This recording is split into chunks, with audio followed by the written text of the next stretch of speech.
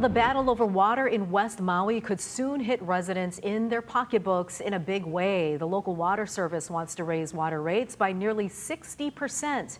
Our Chelsea Davis reports on the outraged reaction and a possible solution. I think a reasonable rate increase is justified. Born and raised West Maui resident Roy Sakamoto understands how business works. Hawaii Water Service is a commercial operation.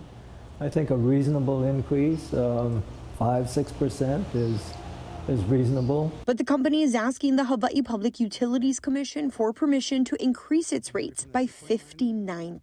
Sakamoto says that means his water bill would jump up dramatically. Right now we average at our home here at Kapalua about $200, $225. Projecting forward, it's $350.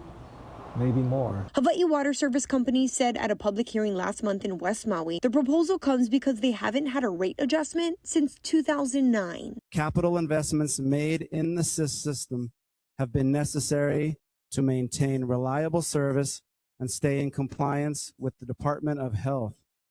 Further, costs to run the utility and purchase water have continued to increase. Hawaii Water Service buys water from Maui Land and Pine, or MLP, and delivers it to their customers. The company says MLP raised the price for water over 400% last year. MLP says that's because they need funding for maintenance work of Pu'ukukui Watershed Preserve, one of the state's largest privately owned nature preserves, encompassing nearly 9,000 acres. At last week's Water Commission meeting, the billionaire owner of the Kapalua Golf Courses offered to spend more than $40 million to buy MLP's Honokohau water system. At that same meeting, county officials said they wanted to buy it too. We are in negotiations with MLP to purchase the water assets.